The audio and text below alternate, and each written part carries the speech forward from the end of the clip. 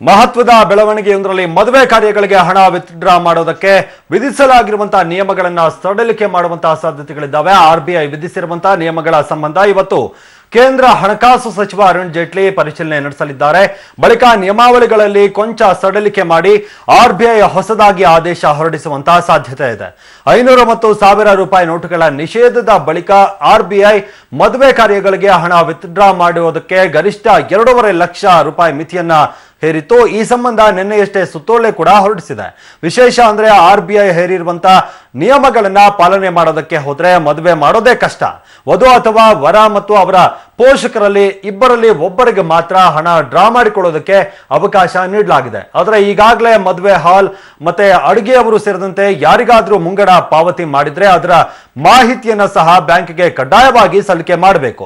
ಅಲ್ಲದೆ ಮದುವೆ ಖರ್ಚಿನ ಭಾಗವಾಗಿ ಹಣ ಪಡೆಯುವವರು ಯಾವುದೇ ಬ್ಯಾಂಕ್ ಖಾತೆಯನ್ನ ಹೊಂದಿಲ್ಲದಿದ್ರೆ ಮಾತ್ರ ಹಣವನ್ನ ನಗದು ರೂಪದಲ್ಲಿ ಪಾವತಿ ಮಾಡುವಂತಹ ಅವಕಾಶವನ್ನ ಕೊಡ್ತಾರೆ. ಇದರ ಜೊತೆಗೆ ನವೆಂಬರ್ 8ರವರೆಗೆ ಖಾತೆಯಲ್ಲಿರುವಂತಹ ಹಣವನ್ನ ಮಾತ್ರ ಡ್ರಾ ಮಾಡಿಕೊಳ್ಳೋದಕ್ಕೆ ಅವಕಾಶ ಇದೆ.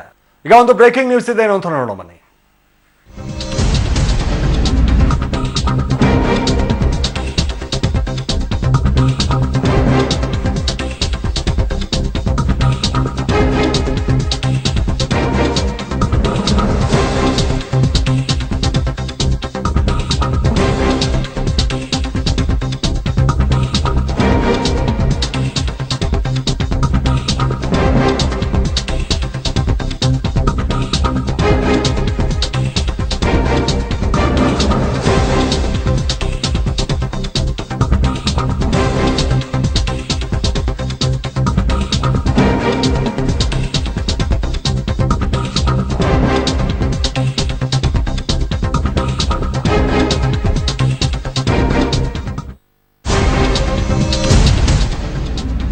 ಸಂಜೆ 6 ಗಂಟೆಗೆ ಪ್ರಧಾನಮಂತ್ರಿ ನರೇಂದ್ರ ಮೋದಿ ಅವರ ಭಾಷಣ ಇದೆ. ನೋಟ್ ಬ್ಯಾನ್ ಸಂಬಂಧಪಟ್ಟಂತೆ ಒಂದು ಮಹತ್ವದ ಘೋಷಣೆಯನ್ನು ಅವರು ಮಾಡುವಂತಹ ಸಾಧ್ಯತೆಗಳಿದ್ದಾವೆ. ನೋಟು ನಿಷೇಧಕ್ಕೆ ಸಂಬಂಧಪಟ್ಟಂತೆ ಭಾಷಣದಲ್ಲಿ ಪ್ರಸ್ತಾಪ ಮಾಡಿ ಒಂದು ಘೋಷಣೆಯನ್ನ ಮಾಡುವಂತಹ ಸಾಧ್ಯತೆ ಇರುವಂತದ್ದು. ಸಂಜೆ 6 ಗಂಟೆಗೆ ಪ್ರಧಾನಮಂತ್ರಿ ನರೇಂದ್ರ ಮೋದಿ ಅವರ ಭಾಷಣ ಇದೆ. ನೋಟು ನಿಷೇಧಕ್ಕೆ ಸಂಬಂಧಪಟ್ಟಂತೆ ಭಾಷಣದಲ್ಲಿ ಮಹತ್ವದ ಘೋಷಣೆ ಮಾಡ್ತಾರೆ ಅನ್ನುವಂಥದ್ದು, ಘೋಷಣೆ ಮಾಡುವಂತಹ ಸಾಧ್ಯತೆಗಳಿದ್ದಾವೆ.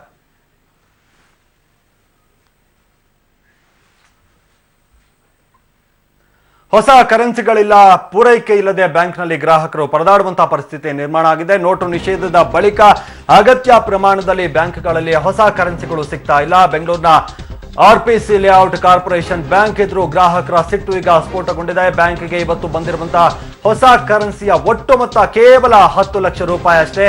ಬೆಳಗ್ಗೆಯಿಂದಲೇ ಬ್ಯಾಂಕ್ ಎದುರು ಹಣ ಡ್ರಾ ಮಾಡಿಕೊಳ್ಳೋದಕ್ಕೆ ಗ್ರಾಹಕರು ಕಾದು ಕುಳಿತಿದ್ದಾರೆ. ವಾರ ಒಂದಕ್ಕೆ ಒಬ್ಬರ ಖಾತೆಯಿಂದ ಗರಿಷ್ಠ 24,000 ರೂಪಾಯಿ ಡ್ರಾ ಮಾಡಿಕೊಳ್ಳುವಂತ ಅವಕಾಶ ಇರುವಂತದ್ದು. ಈಗ ಕೇವಲ 5,000 ಮಾತ್ರ ಕೊಡ್ತೀವಿ, ಸಹಕರಿಸಿ ಅಂತ ಬ್ಯಾಂಕಿನ ಅಧಿಕಾರಿಗಳು ಗ್ರಾಹಕರ ಬಳಿ ಹೇಳ್ತಾ ಇದ್ದಾರೆ. ಇದರಿಂದಾಗಿ ಒಂದು ರೀತಿ ಬೇಸರಗೊಂಡಿದ್ದಾರೆ. ಅವರ ಆಕ್ರೋಶ ಈಗ ಸ್ಫೋಟಗೊಂಡಿದೆ. ಬ್ಯಾಂಕಿನ ಮುಂದೆ ಈಗ ಸಾಕಷ್ಟು ಸಂಖ್ಯೆಯಲ್ಲಿ ಗ್ರಾಹಕರು ಈಗ ನೆರೆದಿರುವಂತದ್ದು. ಹಣವನ್ನ ಡ್ರಾ ಮಾಡಿಕೊಳ್ಳೋದಕ್ಕೆ ಬೆಳಗಿನಿಂದಲೂ ಕೂತಿದ್ರು. ಅವರು ಈಗ ರೊಚ್ಚಿಗೆದ್ದಿದ್ದಾರೆ. ಅವರ ಆಕ್ರೋಶದ ಕಟ್ಟೆ ಈಗ ಹೊಡೆದಿದೆ.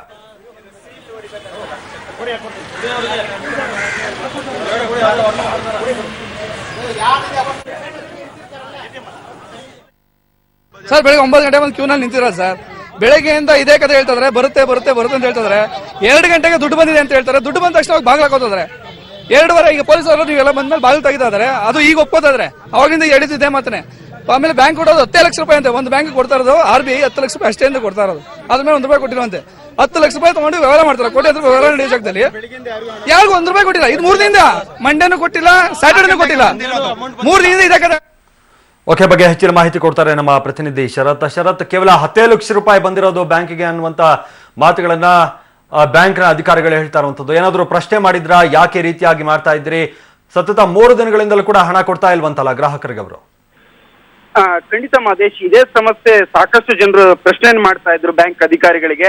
ಆದ್ರೆ ಬ್ಯಾಂಕ್ ಅಧಿಕಾರಿಗಳು ಅಂದ್ರೆ ಬ್ಯಾಂಕ್ ಮ್ಯಾನೇಜರ್ ನಮ್ಗೆ ಪ್ರತಿಕ್ರಿಯೆ ನೀಡಿದಾಗೂ ಕೂಡ ಅವ್ರು ಹೇಳಿದ್ದು ಅಷ್ಟೇ, ನಮ್ಗೆ ಸಪ್ಲೈ ಯಾಕೆ ಇಷ್ಟೇ ಕಡಿಮೆ ಬರ್ತಾ ಇದೆ ಅಂತ ಅವ್ರಿಗೂ ಕೂಡ ಗೊತ್ತಿಲ್ಲ. ನಿನ್ನೆ ಸೋಮವಾರ 20 ಲಕ್ಷ ಬಂದಿತ್ತು ಬ್ಯಾಂಕಿಗೆ, ಇವತ್ತು 10 ಲಕ್ಷ ಬಂದಿದೆ. ಅದನ್ನ ಜನರಿಗೆ ಕೊಡ್ಲಿಕ್ಕೆ ತೊಂದರೆ ಆಗ್ತಾ ಇದೆ. ಸಾಕಷ್ಟು ಕ್ಯೂ ನಿಂತಿರೋದ್ರಿಂದ ಎಲ್ಲರಿಗೂ ಹಣ ಒದಗಿಸಬೇಕು ಅನ್ನೋ ಕಾರಣಕ್ಕೆ ನಾವು 5,000 ಕೊಡ್ತಾ ಇದ್ವಿ. ಆದ್ರೆ ಇದಕ್ಕೆ ಗ್ರಾಹಕರು ಒಪ್ಪದೇ ಇರೋದು ಕಾರಣಕ್ಕೆ ಆಕ್ರೋಶ ವ್ಯಕ್ತವಾಯಿತು. ಯಾಕೆಂದ್ರೆ ಶನಿವಾರ ಭಾನುವಾರ ಕೂಡ ರಜೆ ಇತ್ತು. ಸೊ ಮತ್ತೆ ನಿನ್ನೆ ಕೂಡ 20 ಲಕ್ಷ ಬಂದಿರೋದ್ರಿಂದ ಅದು ಕೂಡ ಸಾಲ್ತಿರ್ಲಿಲ್ಲ. ಇವತ್ತು 10 ಲಕ್ಷ ಬಂದಿದೆ. ಹೀಗಾಗಿ ಅದು ಸಾಕಷ್ಟು ಜನರು ಗ್ರಾಹಕರು ಅಲ್ಲಿ ಬ್ಯಾಂಕ್ ಮುಂದೆ ನೆರೆದಿದ್ರು. ಯಾರಿಗೂ ಕೂಡ ಪೂರ್ತಿಯಾಗಿ ಹಣ ವ್ಯಯ ಕೊಡ್ಲಿಕ್ಕೆ ಬ್ಯಾಂಕ್ ನಿಂದ ಸಾಧ್ಯವಾಗ್ತಿರ್ಲಿಲ್ಲ. ಹೀಗಾಗಿ ಬ್ಯಾಂಕ್ ಅಧಿಕಾರಿಗಳು ಮತ್ತು ಗ್ರಾಹಕರ ನಡುವೆ ಮಾತಿನ ಚಕಮಕಿ ನಡೀತು. ಮಾದೇಶ್, ಓಕೆ, ಈಗ ಪರಿಸ್ಥಿತಿ ಹೇಗಿದೆ ಶರತ್? ಅಲ್ಲಿ ಈಗಲೂ ಕೂಡ ಅಲ್ಲಿ ಗ್ರಾಹಕರು ಇದ್ದಾರಾ? ಏನು ಹೇಳ್ತಾರೆ ಗ್ರಾಹಕರು? ಏನಾದ್ರು ಮಾತಾಡಿದ್ರ ನಿಮ್ ಜೊತೆಗೆ? ಮಾದೇಶ್, ನಾನು ಆಗ್ಲೇ ಹೇಳಿದಾಗೆ ಇನ್ನು ಮಧ್ಯಾಹ್ನ ಬ್ಯಾಂಕಿಗೆ ಹಣ ಬಂದಿದ್ದು ಕೂಡ ಮಧ್ಯಾಹ್ನ 2 ಗಂಟೆ ನಂತರನೇ. ಅಲ್ಲಿ ತನಕ ಬ್ಯಾಂಕ್ ನಲ್ಲಿ ಯಾವುದೇ ಹಣ ಇರ್ಲಿಲ್ಲ ಅಂತ ಹೇಳ್ತಾರೆ. ಹಾಗಾಗಿ ಬೆಳಿಗ್ಗೆ 6 ಗಂಟೆಯಿಂದ ಕ್ಯೂ ಅಲ್ಲಿ ನಿಂತಿದ್ರು ಕೂಡ ಯಾರೊಬ್ರಿಗೂ ಕೂಡ ಹಣ ಡ್ರಾ ಮಾಡ್ಕೊಳಕ್ ಆಗಿರ್ಲಿಲ್ಲ. ಅದು 2 ಗಂಟೆಗೆ ಏನು ಹಣ ಬಂದಿದೆ ಅದು ಕೇವಲ 10 ಲಕ್ಷ ರೂಪಾಯಿ ಮಾತ್ರ ಬಂದಿದೆ. ಹಾಗಾಗಿ ಬ್ಯಾಂಕ್ ಅಧಿಕಾರಿಗಳು ಏನ್ ಹೇಳ್ತಾರೆ, ನಾವು 5,5 ಸಾವಿರನ ಹಾಕೊಡ್ತೀವಿ, ಎಲ್ರಿಗೂ ಹಣ ಸಿಗ್ಲಿ ಅಂತ ಹೇಳ್ತಾರೆ. ಆದ್ರೆ ಗ್ರಾಹಕರು ಇದಕ್ಕೆ ಒಪ್ಪೋದಿಲ್ಲ. ಯಾಕಂತಂದ್ರೆ ನಾವು ಮತ್ತೆ ನಾಳೆ ಬಂದು ಕ್ಯೂ ಅಲ್ಲಿ ಇಟ್ಕೋಬೇಕಲ್ಲ, ನಾವು ಬೆಳಿಗ್ಗೆ 6 ಗಂಟೆಯಿಂದ ಬಂದಿದ್ದೀವಿ ಅಂತ ಹೇಳ್ತಾರೆ. ಸೊ ಹಾಗಾಗಿ ಅಂತಿಮವಾಗಿ ಬ್ಯಾಂಕ್ ಅಧಿಕಾರಿಗಳು ಏನ್ 24 ಸಾವಿರ ಕೊಡ್ಬೇಕು ಅದಕ್ಕೆ ಒಪ್ಕೊಳ್ತಾರೆ. ಯಾರು ಫಸ್ಟ್ ಟೋಕನ್ ತಗೊಂಡಿದ್ದಾರೆ ಅವರಿಗೆ ಈಗಾಗಲೇ ಹಣವನ್ನ ಕೊಡ್ತಾ ಇದ್ದಾರೆ. ಮಾದೇಶ್, ಓಕೆ, ಧನ್ಯವಾದ ಶರತ್ ನಿಮ್ಮೆಲ್ಲ ಮಾಹಿತಿಗಾಗಿ.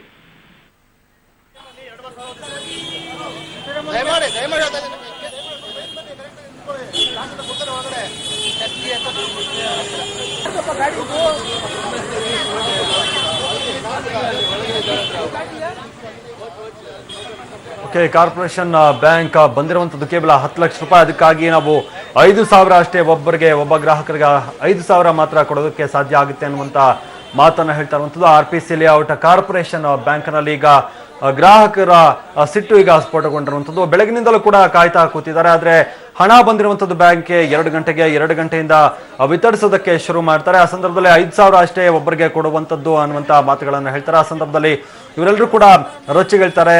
ಈಗ ಯಾರು ಮೊದಲಿಗೆ ಟೋಕನ್ ತೆಗೆದುಕೊಂಡಿರ್ತಾರೆ ಅವರಿಗೆ ಹಣವನ್ನು ಹಂಚುವಂಥ ಕೆಲಸ ಆಗ್ತಾ ಇದೆ. ಕಪ್ಪು ಹಣವನ್ನ ಮಟ್ಟ ಹಾಕೋದಕ್ಕೆ ಹೆಚ್ಚು ಮುಖಬೆಲೆಯ ಕರ ವಿಧಿಸುವಂತೆ ಸಲಹೆ ನೀಡಿದ್ದವರು ಅರ್ಥಕ್ರಾಂತಿ ಸಂಘಟನೆಯ ಸಂಸ್ಥಾಪಕ ಅನಿಲ್ ಬೋಕೆಲ್. ಆದರೆ ಈಗ ಅವರೇ ಕೇಂದ್ರ ಸರ್ಕಾರ ನೋಟು ನಿಷೇಧವನ್ನ ನಿಭಾಯಿಸಿದ ರೀತಿಯನ್ನ ಟೀಕೆ ಮಾಡಿದ್ದಾರೆ. ಕಳೆದ ಜುಲೈ ತಿಂಗಳಲ್ಲಿ ಪ್ರಧಾನಿಯವರನ್ನ ಭೇಟಿಯಾಗಿದ್ದಾಗ ಕಪ್ಪು ಹಣವನ್ನ ನಿಯಂತ್ರಿಸುವಂತ ಬಗ್ಗೆ ಕೆಲ ಸಲಹೆಗಳನ್ನ ಪ್ರಧಾನಿಯವರ ಮುಂದಿಟ್ಟಿದ್ದೆ. ಮಾತ್ರವಲ್ಲ, ಅನುಷ್ಠಾನದ ಸ್ವರೂಪದ ಬಗ್ಗೆ ಪ್ರಧಾನಿಯವರಿಗೆ ವಿವರಿಸಿದ್ದೆ. ಆದರೆ ನಾನು ಸಲ್ಲಿಸಿದಂತ ಯೋಜನೆಗಳ 5 ಅಂಶಗಳ ಪೈಕಿ ಒಂದನ್ನ ಮಾತ್ರ ಸರ್ಕಾರ ಈಗ ಬಳಸಿಕೊಂಡಿದೆ. ನನ್ನ ಸಲಹೆಯಂತೆ ಸರ್ಕಾರ ಅನುಷ್ಠಾನಕ್ಕೆ ತಂದಿದ್ದಲ್ಲಿ ಇಷ್ಟೊಂದು ಸಮಸ್ಯೆ ಆಗ್ತಾ ಇರಲಿಲ್ಲ ಅಂತ ಬೋಕಿಲ್ ಹೇಳಿಕೆ ಕೊಟ್ಟಿದ್ದಾರೆ. ಮಾತ್ರ ಅಲ್ಲ, ನೋಟು ನಿಷೇಧದಿಂದ ಕಪ್ಪು ಹಣದ ನಿರ್ಮೂಲನೆ ಅಸಾಧ್ಯ ಎಂದು ಕೂಡ ಅನಿಲ್ ಬೋಕಿಲ್ ಅಭಿಪ್ರಾಯವನ್ನ ವ್ಯಕ್ತಪಡಿಸಿದ್ದಾರೆ. 500 ಮತ್ತು 1,000 ರೂಪಾಯಿ ನೋಟು ನಿಷೇಧದ ಕ್ರಮದಿಂದ ದೇಶದಲ್ಲಿ ಭಯೋತ್ಪಾದಕ ಚಟುವಟಿಕೆಗಳು ಕಡಿಮೆಯಾಗಲಿದೆ ಅನ್ನುವಂತ ವಾದದ ನಡುವೆಯೇ ಇದೀಗ ಉಗ್ರರ ಕೈಯಲ್ಲಿ ಹೊಸ 2,000 ರೂಪಾಯಿ ನೋಟುಗಳು ಕೂಡ ಪತ್ತೆಯಾಗಿದ್ದಾವೆ. ಜಮ್ಮು ಕಾಶ್ಮೀರದ ಬಂಡೀಪುರದಲ್ಲಿ ಇವತ್ತು ಎನ್ಕೌಂಟರ್ನಲ್ಲಿ ಹತ್ಯೆಗೀಡಾದಂತಹ ಉಗ್ರರ ಬಳಿ 2,000 ರೂಪಾಯಿ ಹೊಸ ನೋಟುಗಳು ಪತ್ತೆಯಾಗಿದ್ದಾವೆ.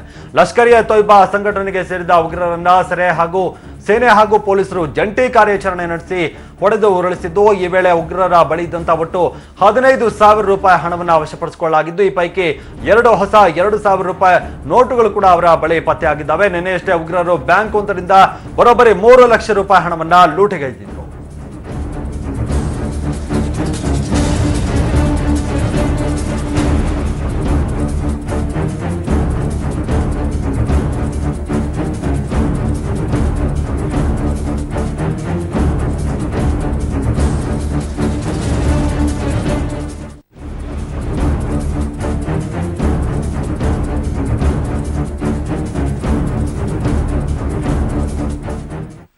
ಕಪ್ಪು ಹಣವನ್ನ ವೈಟ್ ಮಾಡಿಕೊಳ್ಳೋದು ಹೇಗೆ ಅನ್ನುವಂಥದ್ದು. 1,000 ಕೊಟ್ರೆ ಸಾಕು, ಬ್ಲಾಕ್ ವೈಟ್ ಆಗ್ಬಿಡುತ್ತೆ. ಇದು ಹೊಸ RBI ರೂಲ್ಸ್ ಅಲ್ಲ, ಸರ್ಕಾರದ ಆದೇಶ ಕೂಡ ಅಲ್ಲ.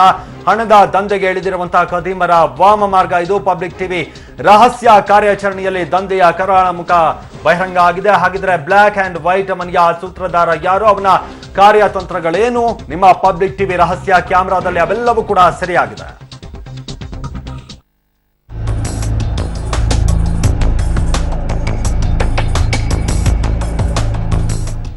ಈಕೆ ಕಪ್ಪು ಟಿ ಶರ್ಟ್ ಹಾಗೂ ಜೀನ್ಸ್ ಪ್ಯಾಂಟ್ ಧರಿಸಿರುವ ಈ ಅಸಾಮಿಯ ಹೆಸರು ಮುನ್ನಾ. ಬೆಂಗಳೂರಿನ ಎಲೆಕ್ಟ್ರಾನಿಕ್ ಸಿಟಿಯ ಪಂಚತಾರ ಹೋಟೆಲ್ ಒಂದರ ಕ್ಯಾಶಿಯರ್. ಆದ್ರೆ ಮಾಡ್ತಿರೋದು ನೋಟ್ ಎಕ್ಸ್ಚೇಂಜ್ ದಂಧೆ. ಈ ಮುನ್ನ ತನ್ನ ಪರಿಚಿತರನ್ನ ಅವರ ಅಕೌಂಟ್ ಇರೋ ಬ್ಯಾಂಕ್ಗೆ ಕರೆದೊಯ್ದು 24,000 ಕ್ಯಾಶ್ ಕೊಟ್ಟು ತಾನೇ ಖುದ್ದಾಗಿ ಅಕೌಂಟ್ ಹಾಕಿಸಿ ತಕ್ಷಣ ವಿತ್ಡ್ರಾ ಮಾಡಿಸ್ತಾನೆ. ಹಣ ಬಿಳಿಯಾಗಿಸಿದ್ದಕ್ಕೆ ಪ್ರತಿಯಾಗಿ 1,000 ಕಮಿಷನ್ ಕೊಟ್ಟು ಕಳಿಸ್ತಾನೆ. 500 ರೂಪಾಯಿ 1,000 ರೂಪಾಯಿ ಡೆಪಾಸಿಟ್ ಮಾಡಿ ತಕ್ಷಣ ಡ್ರಾ ಮಾಡಿದೀವಿ. ಅವನು ನಮಗೆ ಇಷ್ಟು ಪರ್ಸೆಂಟೇಜ್ ಅಂತ ಕೊಟ್ಟ. 6-5 ದಿವಸದಿಂದ ನಡೀತಾ ಇದೆ. ಅವ್ನಿಗೆ ಎಲ್ಲಿಂದ ದುಡ್ಡು ಬರ್ತಿದೆಯೋ ಗೊತ್ತಿಲ್ಲ. ದಿನಕ್ಕೆ ಏನಿಲ್ಲ ಅಂದ್ರೂ 6-7 ಲಕ್ಷ ರೂಪಾಯಿ ಡೆಪಾಸಿಟ್ ಮಾಡಿ ಡ್ರಾ ಮಾಡ್ತಾನೆ ಬೇರೆ ಬೇರೆ ಅಕೌಂಟ್ಗಳಲ್ಲಿ. ಈ ದಂಧೆ 10 ದಿನದಿಂದ ನಿರಂತರವಾಗಿ ನಡೆದಿದೆ. ಪ್ರತಿದಿನ ಏನಿಲ್ಲ ಅಂದ್ರೂ 5ರಿಂದ 7 ಲಕ್ಷ ರೂಪಾಯಿಯನ್ನ ಹೀಗೆ ಬದಲು ಮಾಡಿ ಕೊಡ್ತಾನೆ.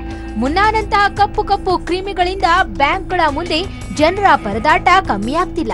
ಎಲ್ಲಿ ಹೋದ್ರೆ ಕ್ಯಾಶ್ ಇಲ್ಲ ಅಂತ ಆಗಿದ್ದಾರೆ. ಕೆಲವು ATMs ಮಾತ್ರ ಓಪನ್ ಅಲ್ಲಿ ಇದೆ. ಸಿಕ್ಕಾಪಟ್ಟೆ ಕ್ಯೂ ಇದೆ. ಬ್ಯಾಂಕ್ ಹೋದ್ರೂ ಬ್ಯಾಂಕ್ ಅಲ್ಲೂ ಹಂಗೆ ಮಾಡ್ತಾರೆ. ಬರೀ 2,000 ಕೊಡ್ತಾರೆ. ಆ ತಗೊಂಡೋಗಿ ಎಲ್ಲ ಚೇಂಜ್ ಮಾಡೋಕೆ ಕಷ್ಟ ಆಗುತ್ತೆ. ಅಟ್ಲೀಸ್ಟ್ 500 ಬಿಟ್ಟರೆ ಅದನ್ನು ಕೊಡ್ತಾ ಇಲ್ಲ. ಇವಾಗ ಕೇಳಿದ್ರೆ ಇಲ್ಲ ಅಂತ ಹೇಳ್ತಾರೆ. ಇದನ್ನೆಲ್ಲ ನೋಡ್ತಿದ್ರೆ ಬ್ಯಾಂಕ್ ಸಿಬ್ಬಂದಿಯೂ ಶಾಮೀಲಾಗಿದ್ದಾರೆ ಎನ್ನುವ ಅನುಮಾನಗಳು ಕಾಡದೇ ಇರೋದು. 1,000 ಕಮಿಷನ್ ಆಸೆಗೆ ಬಿದ್ದು ಜನ ಹಣ ಬದಲಿಸಿ ಕೊಡ್ತಿದ್ದಾರೆ. ಇದು IT ಇಲಾಖೆಗೆ ಗೊತ್ತಾದ್ರೆ ಜೈಲು ಶಿಕ್ಷೆ ಆಗುತ್ತೆ ಅನ್ನೋದು ಇವರಿಗೆ ಗೊತ್ತಿಲ್ಲ ಅನ್ಸುತ್ತೆ. Amaresh, public TV, Anekal.